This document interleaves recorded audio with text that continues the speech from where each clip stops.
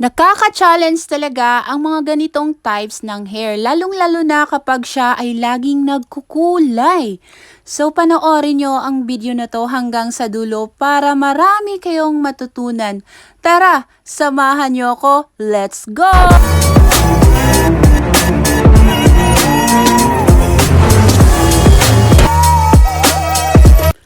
Ito nga yung gagamitin natin sa hair ni Ma'am Flora. Sabi ko kasi sa kanya, Ma'am, ito-try natin tong Wars Keratin Opti Straight sa hair mo. Dahil nga naman yung hair niya talaga, kapag nagre-ribbon kami, ay meron talagang mga dry sa dulo. At syempre, minsan di natin maiwasan na merong brittle after. Kasi nga, lagi siyang nagkukulay. Kaya naman, ito ang nirecommend ko sa kanya, ang ating Wars Keratin Opti Straight.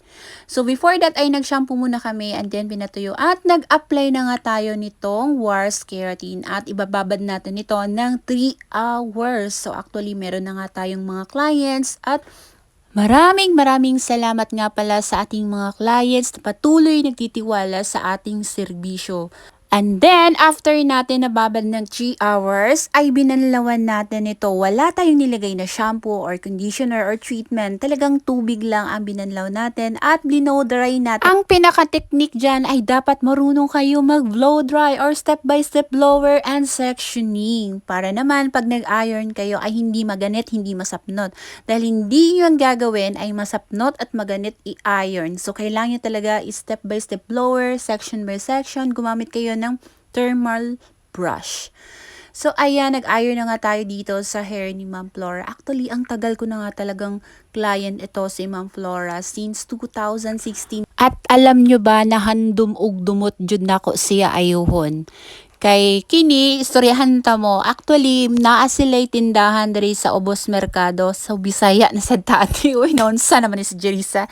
Anyway guys, agulungin ko na nga lang kasi mas fluent ako sa Tagalog. Anyway guys, meron silang tindahan dyan sa baba. So, kapag ako ay tumatambay dyan sa mga tabakuan ni Tia Dayang nung nabubuhay pa, yun yung mama ni Inday Lourdes, dyan ako nagtatambay. Meron silang tindahan dyan sa labas. Sabi ko, hala, grabe, kaganda naman ang buhok niya, ang kulot-kulot. Sana someday magawan ko siya ng buhok. Sana someday ako yung gagawa sa buhok niya. Sabi ko gano'n. So, sa isip ko lang siya. Then, sabi ko, sana matry niya rin yung kamay ko kung paano ako mag-ribbon. Dati pa yun, mga way back 2011 yata yun, guys. So, ayun, yun na nga, yung naging ano. So, while nag-work ako kay Tita Marilo doon sa taas, sa pinagtatrabuhan ko, way back 2011 to 2015, 16, yung mga ganyan na mga year.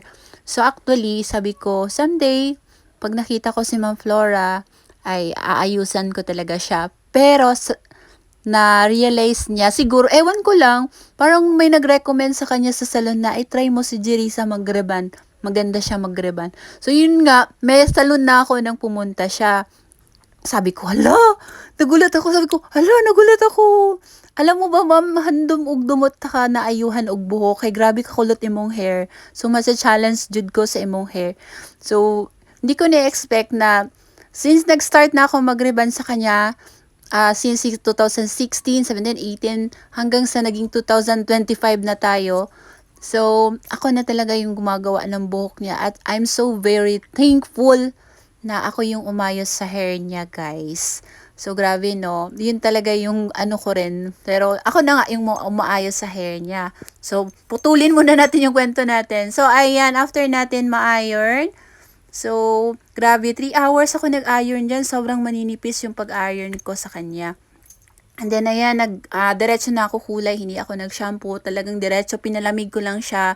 At nagkulay ako sa kanya, guys. Dahil kinorek ko yung mga kulay niya. Dahil meron mga brown, may uban, may itim, may gold na yung hair niya. Kaya naman, kinorek ko yung color niya within medium brown lang. So, ayan, after na babad natin sa kulay, ay binalawan na nga natin. Then, naglagay na rin tayo dyan ng hair mask. Then, ipapakita ko sa inyo dito yung time-lapse natin while tayo ay nag-blower para makita nyo talaga kung bumalik ba yung hair niya sa kulot.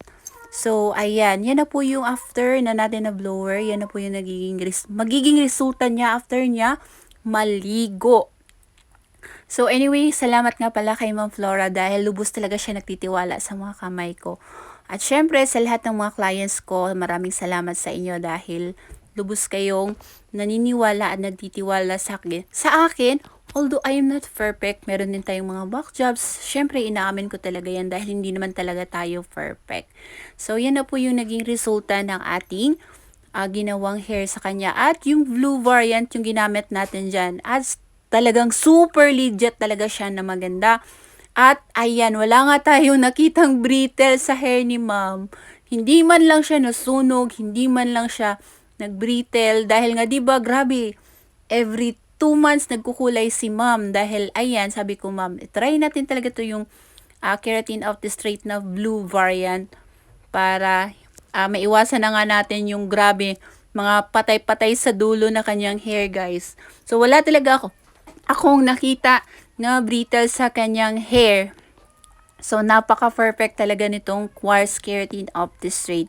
So, ano pang ginagawa nyo? Magpabook na rin kayo at magpa-Quartz Keratin Opti Straight.